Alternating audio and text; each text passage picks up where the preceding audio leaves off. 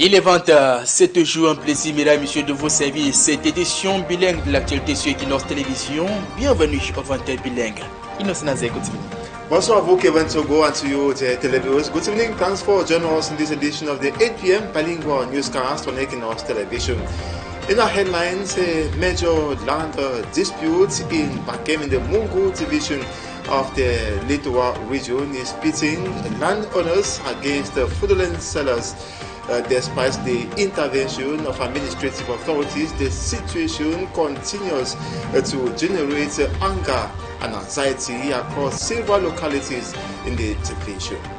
And despite the departure of Pope Leo XIV, who visited Cameroon for 3 days, the memories of the event remain in the hearts of many, especially Christians, who say are going to live by the teachings of the Holy Father, who visited the Northwest Regional Chieftain Bamenda to preach restoration of peace, and also the nation's political capital as well as the economic capital, where he encouraged that youth be given the opportunity in order to bring about the transformation of the Republic. We'll be revisiting some of the high moments in this edition of the Newscast.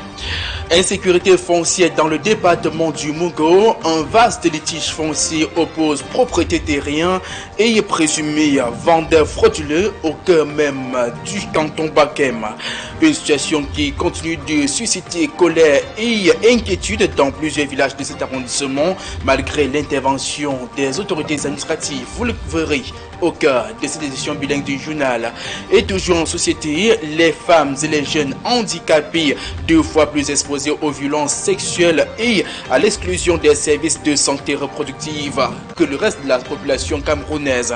Des données récemment publiées par l'Institut national de la statistique qui interpellent aussi bien les pouvoirs publics que les organisations de ces personnes vivant avec un handicap. Ces organisations qui viennent d'ailleurs d'organiser à Yaoundé une journée de sensibilisation contre les ISD et MSD et toute autre forme de discrimination à l'intention de cette couche vulnérable de la société camerounaise. Mesdames et messieurs, toutes ces actualités et bien d'autres sont à développer au cœur du 20h. Bonsoir et bienvenue au journal bilingue.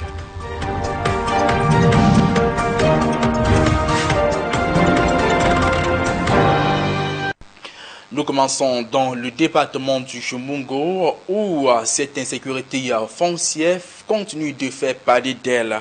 Un vaste litige foncier qui oppose propriété terrien et présumé vendeur frauduleux, nous l'avons dit, au cœur même du canton Bakem. Une situation qui continue de susciter colère et inquiétude dans plusieurs villages de cet arrondissement malgré l'intervention des autorités administratives. Voyons tout cela dans ce reportage que nous propose ce soir Esther Manuela Anon et Jani Yonta.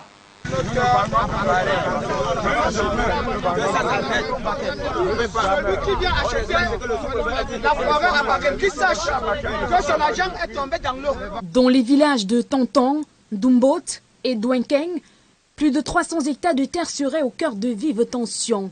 En cause, des individus accusés de s'ériger en intermédiaires pour procéder à la vente frauduleuse de parcelles appartenant à plusieurs propriétaires du canton Bakem. Malgré les avertissements du sous-préfet de l'arrondissement de Barré et la décision d'annulation prise par l'autorité administrative, ces pratiques ne se seraient pas interrompues. Par rapport aux actes que le sous-préfet a pris, ces acquéreurs-là viennent hausser les prix et ils continuent à travailler. Donc actuellement, on était là, on a demandé au sous-préfet, nous avons plaidé auprès de l'autorité administrative, on lui a demandé que vraiment, il faut qu'ils mettent la main sur ces acquéreurs parce qu'ils continuent à venir tromper la population. Face à cette situation, les propriétaires concernés ont exprimé leur ras-le-bol en organisant une manifestation de protestation.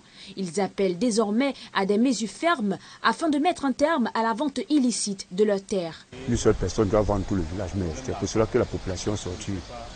C'est pour cela que vous le voyez ici aujourd'hui. Parce que ça ne va pas continuer. Parce que nous accouchons les enfants. Demain, c'est les enfants, la génération va travailler. Tout le monde ne va pas travailler dans le gouvernement. La population s'oppose aux ventes illicites des terres. Alors, le sous-préfet a pris des actes d'annulation. Mais jusque-là, les gens ne comprennent pas. Ils s'opposent, ils continuent à vendre Voilà pourquoi la population est sortie. De leur côté, les personnes mises en cause ont choisi de ne pas réagir publiquement. Les populations locales, quant à elles, restent dans l'attente d'un dénouement satisfaisant. Et l'impératif de consolider la paix et l'unité nationale par le brassage des cultures. En tout cas, la ville de Clergy vient d'abriter en cette fin de semaine des activités de la 4e édition de la Cameroun Cultural and Development Assembly sous le haut patronage même du ministre des Arts et de la Culture avec des objectifs clairement définis. Reportage de Joseph Abena. Du nord au sud, du l'est à l'ouest.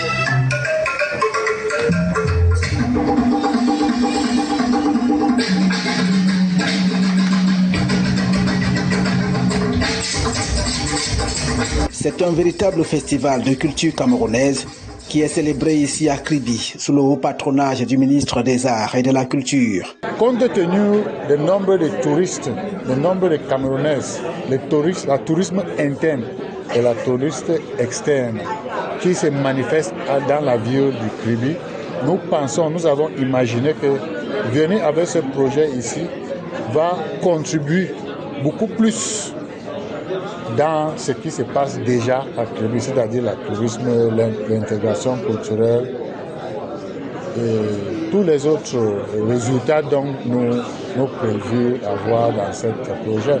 Ici, l'élection Miss Crown of Peace 2026 n'est pas un simple concours de beauté, mais une véritable célébration de la diversité culturelle face aux enjeux d'unité nationale et du vivre ensemble harmonieux. Nous avons vu les 4 airs culturels représentés à une seule cérémonie.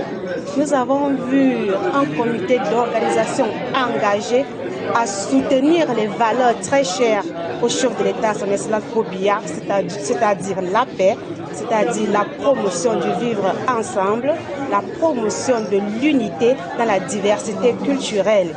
Cette initiative de consolidation de la paix par la culture qui est née dans le sud-ouest du pays s'étend désormais sur toute la nation avec pour objectif d'offrir à la jeunesse un modèle d'excellence et d'intégrité. L'unité suppose également intégration. Malheureusement, ce n'est toujours pas le cas avec des personnes vivant avec un handicap au Cameroun. Justement, parlons de ces femmes et jeunes handicapés 2 fois plus exposés aux violences sexuelles et surtout à l'exclusion des services de santé reproductive que le reste de la population camerounaise. Des données récemment publiées par l'Institut national de la statistique qui interpellent aussi bien les pouvoirs publics que les organisations de ces personnes vivant avec un handicap au Cameroun. C'est dans ce sens que ces organisations viennent d'ailleurs d'organiser à Yaoundé une journée dédiée à la sensibilisation contre les IST et MST et toute autre forme de discrimination à l'intention de cette couche vulnérable de la société camerounaise. Reportage à Yaoundé signé Rodringassi et Marcelin Gansop. Elles ne se sont pas faites prier pour saisir au bon les opportunités offertes par cette campagne de sensibilisation. Et pourtant, à l'épreuve des faits, il y a encore de la réticence dans l'air. Mon auditoire est un peu réticent. Ils ont encore des stéréotypes, ils ont encore peur. Parce qu'ils ont grandi avec l'idée que les méthodes contraceptives rendent stériles. Mais je pense qu'avec notre sensibilisation, la sensibilisation que nous avons faite aujourd'hui, certaines mentalités ont évolué. Parce que c'est vrai que depuis que j'ai commencé à distribuer les services, il y a beaucoup qui ont demandé uniquement le préservatif. Mais le préservatif est aussi important en ceci que ça offre 2 protections contre les infections sexuellement transmissibles et contre les grossesses non désirées. La cible est bien choisie. Les jeunes et femmes vivant avec handicap, dont le comportement est susceptible de nuire à leur santé sexuelle et reproductive. On a constaté qu'en termes de planning familial ou de santé sexuelle et reproductive, les personnes en situation de handicap sont souvent oubliées. C'est pourquoi donc nous avons pensé d'abord former 50 jeunes pères éducateurs sur la santé sexuelle et reproductive, le planning familial, la prévention des violences basées sur le genre. Et aujourd'hui, nous sommes en train de mettre en pratique ce que nous avons appris de façon théorique, c'est-à-dire dépistage du VIH, offre de planning familial et gratuitement à nos jeunes femmes en situation de handicap. Selon les données publiées par l'INS en 2023, 15% de la population camerounaise présente une forme de handicap, soit environ 3 millions de personnes. Parmi elles, les femmes et les jeunes handicapés sont 2 fois plus exposés aux violences sexuelles et à l'exclusion des services de santé reproductive que le reste de la population. Donner de temps en temps un coup de pied dans la fourmilière peut contribuer à inverser cette triste réalité. Il y a un slogan qui dit « Je m'informe, je me protège ». Tu peux protéger ta santé si tu connais déjà quel est ton état. Tu fais dépister, si par malchance tu es séropositif, on peut te prendre en charge très tôt. Le VIH n'est pas une fatalité. Donc, lorsqu'on le dépiste assez tôt, on peut te prendre en charge, encore que les ARV, comme disait une experte tout à l'heure, la prise en charge est gratuite. Ces campagnes de sensibilisation, qui bénéficient du soutien du Fonds des Nations Unies pour la population, s'étendent jusque dans les régions de l'Est et de l'Ouest. L'objectif est de rendre les messages de prévention et d'éducation accessibles à tous, de mobiliser les communautés locales autour des droits reproductifs et enfin de réduire la stigmatisation dont sont victimes les personnes handicapées. Quittons le centre pour la région de l'Ouest Cameroun et parlons politique. La Fédération régionale du mouvement pour la renaissance du Cameroun amorce par Dunant Mété son offensive d'implantation massive dans les zones reculées du pays. Ainsi, pendant l'installation de cette unité, le secrétaire de la Fédération régionale du mouvement pour la renaissance du Cameroun a prescrit le recrutement en masse des jeunes, surtout des jeunes donc parmi les nouveaux militants, en insistant davantage sur ces jeunes qui semblent désinvoltes à la chose politique. Voyons tout cela dans ce reportage de Robert Kenny et Vivien Tonfac. Infirmière diplômée d'État, cette jeune femme peine depuis bientôt 10 ans à trouver un emploi décent. Tous les efforts fournis sont vains, ce qui fait qu'aujourd'hui je me trouve à faire dans le volontariat. Presque désespérée, elle mise pour un changement à la tête de l'État du Cameroun afin de retrouver espoir et vient de s'engager en politique, notamment au mouvement pour la renaissance du Cameroun. Ce qui me motive, c'est le changement, avoir un avenir meilleur. En Dunant Mété, une localité de l'arrondissement de Bafoussam 3e, plusieurs de ses congénères n'osent pas encore faire le pas. Avec la crise économique, les jeunes sont un peu trop dispersés. Beaucoup sont en ville et beaucoup sont sur la moto. Il faudrait amener ces jeunes-là à comprendre que leur avenir aussi, c'est faire aussi la politique. Si tu es un jeune et que tu dis la politique ne sert à rien, tu vas laisser les autres faire la politique à ta place. En plus de s'engager à mobiliser les jeunes, les nouveaux responsables de l'unité MRC de Dunant Mété ont été invités à déconstruire le discours fataliste qui semble gagner du terrain en transmettant à la population le souffle de la Renaissance. Je vais ramener mes amis vieux dans l'unité. D'abord, ce que le MRC veut, je vais expliquer aux gens. J'ai pris attache avec le responsable de l'État pour amener les gens à s'inscrire massivement lorsqu'il y aura des événements ici, ou bien les jours de réunion des femmes, des hommes. Pendant l'installation de ces responsables de l'unité MRC de Dunant Mété, le secrétaire de la Fédération régionale de l'Ouest a été clair sur l'impératif de reconquête de la localité. Notre secrétaire d'unité que nous avions dans cette zone a démissionné et a embrouillé certains de nos militants en les amenant dans un autre parti. Donc, quand il parle de reconquête, parce qu'il fallait que nous venions reconquérir nos militants, leur expliquer qu'en réalité, il n'en est rien. Si un secrétaire d'unité part, ça ne veut pas dire qu'il va partir, il va détourner la conviction de nos militants. Donc, reconquérir veut dire faire revenir nos militants, les rassurer qu'il faut qu'on continue davantage sur la même lignée et que le parti, on fait avancer le parti. L'installation de l'unité MRC de Dunant Mété s'inscrit dans la mise en œuvre des directives édictées lors de la récente assemblée des structures de cette formation politique dans la région de l'Ouest, préconisant notamment une meilleure implantation dans les zones reculées.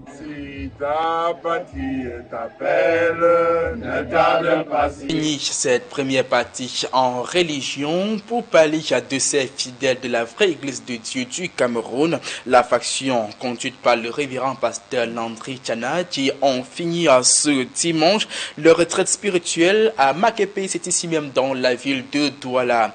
Une messe ou alors un culte d'action de grâce est d'ailleurs venu boucler ces activités. Le pasteur et les fidèles en ont profité pour inviter les autorités à ne plus s'immiscer dans les affaires de l'Église, des affaires qui sont encore en instance devant les juridictions compétentes. Voyons cela dans ce reportage proposé par Romanius Sheikh et Ulrich Gonomala.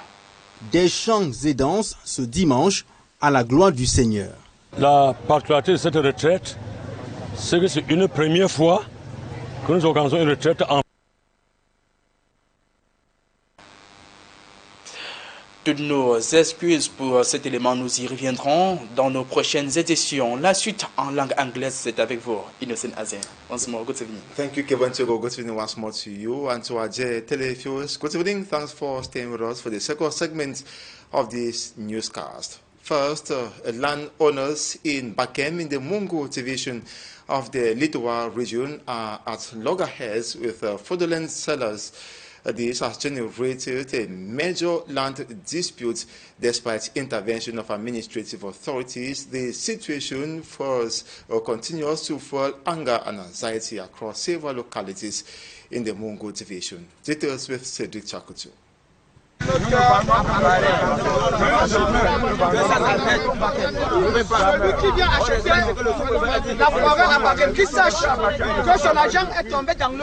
In the Tatong, Dumbot and Duenkeng neighborhoods in the Mongo division, over 300 hectares of land are reportedly at the heart of intense tensions. The cause is individuals accused of acting as intermediaries to fraudulently sell plots of land belonging to several landowners. Nous, on est sortis aujourd'hui pour arriver à la sous-préfecture par rapport aux ventes des terres. La population s'oppose aux ventes illicites des terres. Alors, le sous-préfet a pris des actes d'annulation. Mais jusque-là, les gens ne comprennent pas. Ils s'opposent et continuent à vendre. Despite warnings from the divisional officer of Barre subdivision and cancellation orders issued by the administrative authorities, these practices have continued. Par rapport aux actes que le sous-préfet a pris, ces acquéreurs-là. Faced with this situation, the affected landowners expressed their frustration by organizing a protest. They are now calling for firm measures to put an end to the illegal sale of their land. Il faut qu'ils mettent la main sur ces acquéreurs parce qu'ils continuent à venir tromper la population. On their part, those accused have chosen not to react publicly. The local population, meanwhile, remains hopeful for solutions. Residents of Équinoxe City and Dikome Balwe localities in the Njan division of the southwest region affected heavily by the armed conflicts recently used a town hall gathering to express their grievances to officials of the Office of the Public Independent Conciliator. They expressed the need for social and economic amenities to be provided them in order to live normal lives like their peers in other regions where there are no forms of insecurity and violence, and are hoping that with the grievances table solutions will be found. Details with Rex Afom, who attended that meeting. The Équinoxe City and Dikome Balwe municipalities, both in the Indian division, have suffered greatly due to the armed conflict. During a town hall meeting with representatives of the Office of the Public Independent Conciliator for the Southwest region in Équinoxe City, residents openly shared their daily struggles. The meeting was interactive. The people had an opportunity to understand what the Office of the Public Independent Conciliator for the Southwest region is all about, and also to understand the missions. They also had an opportunity to expose some of the worries they face in relation to their interaction with their various councils of Dikome Balwe and Équinoxe City respectively. Some of the issues were regarding the responsibilities and obligations of the citizens. For example, we saw one of the participants complaining about the slaughterhouse, complaining about the space, and also the fact that it wasn't airy enough for the accommodation of the Aqueducts. The mayor of Équinoxe City noted that many of these issues had not been brought to her attention before, but she is pleased they are now on her radar. Speak has come here today, then I'm so delighted because they've come to lessen some of those questions that were in the minds of the people, which had never come to us, but today, because they were here, they had to open up. For Dikome Balwe, where roads remain the principal challenge, the council says it is working diligently to address them. For the budget of 2026, we had projects for 70 million francs on bridges.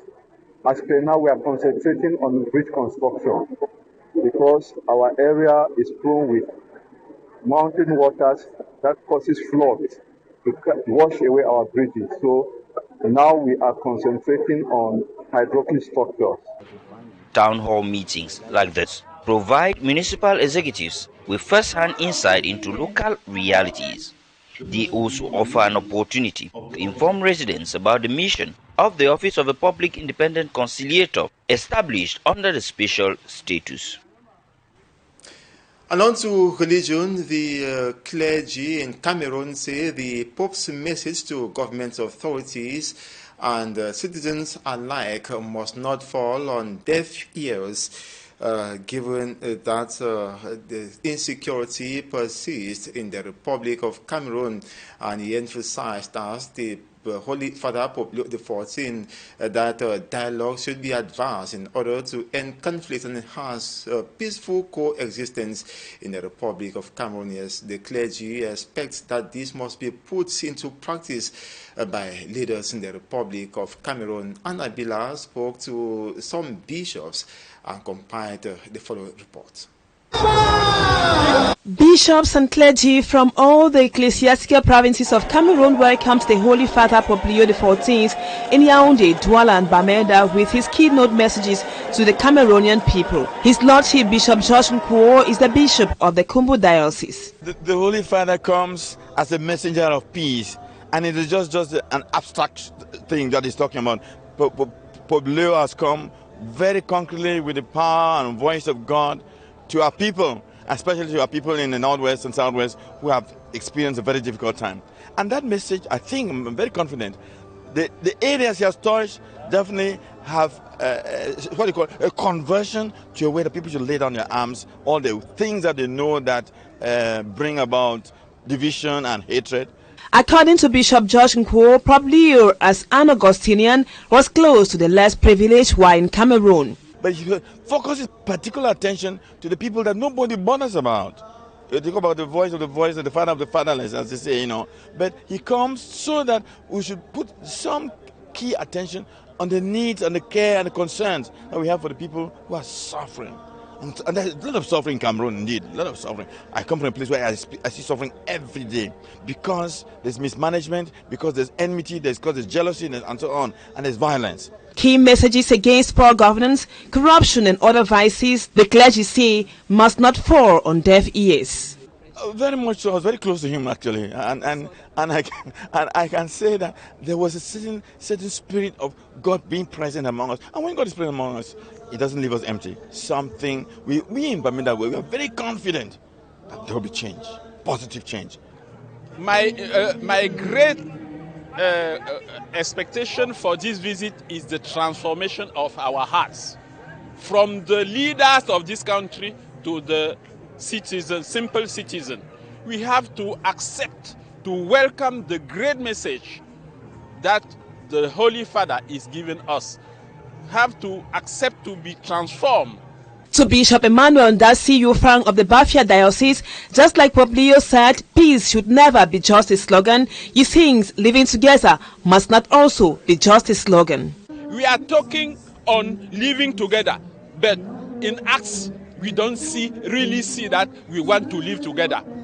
And if we don't want to live together, we cannot build a society where we can live together. We will all be ashamed. Bishop Marcela Marin Damiem of the Battery Diocese says the Holy Father's presence must never leave us the same. It's like a shepherd who come to visit the flock. So we are happy to welcome the Pope. Pope Leo XIV's apostolic spiritual mission to Cameroon, according to the clergy, besides having a clear spiritual undertone, was also a moment for public authorities and Cameroonians as a whole to look deep into their consciences and make right what should be corrected. And like the Pope said, the right time to do that is now.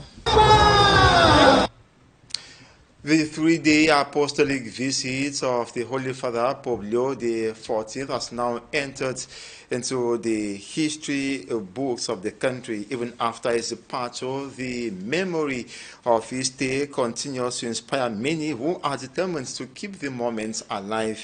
For many faithful, the joy he brought was unlike anything they had experienced for a long time. They now hold on to hope that the message of peace and the blessings he delivered will help resolve conflicts and bring lasting transformation to Cameroon. Let's revisit some of the high moments of the Pope's visit in Cameroon. Begin looking at the mobilization at the St. Paul Catholic Hospital in Douala, where hundreds of faithful population gathered in order to welcome the Holy Father to a happy more than the patients he visited to pray for them.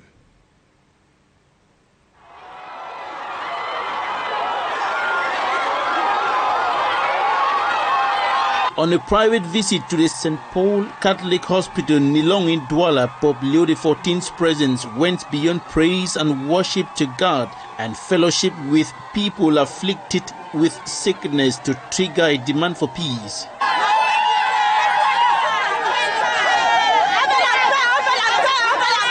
We want peace, we want peace, we want peace.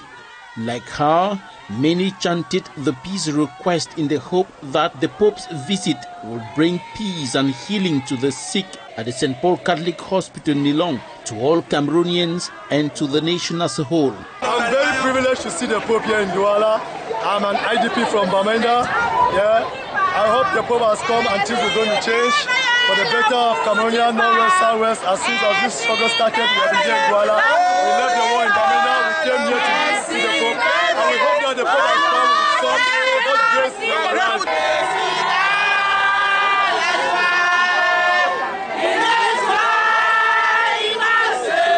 To many of them, seeing the Pope is a miracle, and they believe God has blessed them through his servant.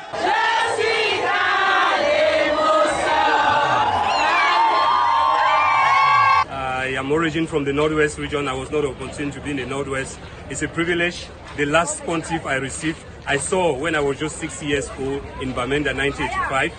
That was Pope John Paul II. My father took me to the airport.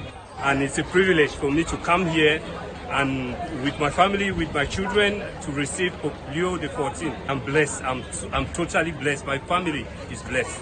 I saw him directly. I woke up this morning at 8. And directly I have a bath, and then around here to see the Pope. I stay on the shine since till now, 1 at 2 p.m. in the evening, waiting the Pope. I have the pleasure. I'm joyful. I finally saw the Pope, and it is a great peace the Pope bring in Cameroon. The head of state, Excellency Pope, we have a special idea. Invited the Highness here in Cameroon to deliver message of peace, to gather all the population and magnify living together. Pope have a everlasting peace, love, and everlasting grace, and all the population that saw the Pope, you all, you are blessed. After the Pope's departure from the St. Paul Catholic Hospital Nilong, they are going back home filled with joy.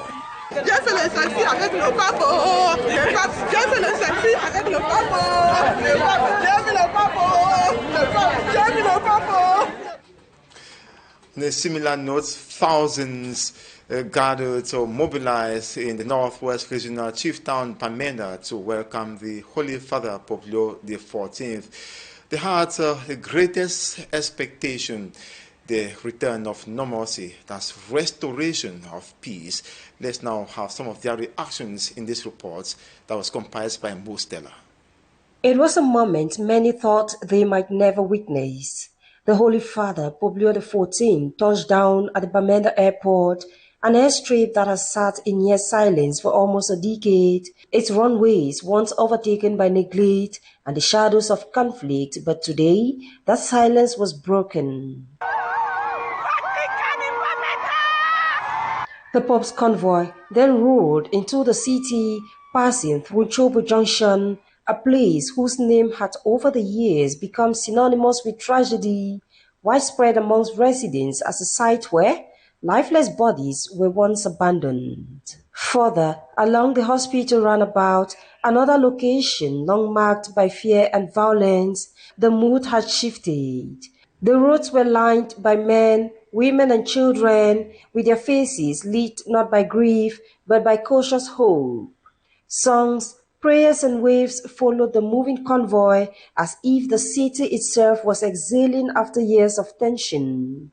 We all were running up and down. That same day was in the night, so I was shot. But thank God, today I'm alive. As his feet will touch Bamenda, all the evil here will be completely wiped up. We need more peace, and with the sick, but we need, as we come here today, Papa God will heal we today as the kingdom comes today for Cathedral. So heal we in the name of Jesus.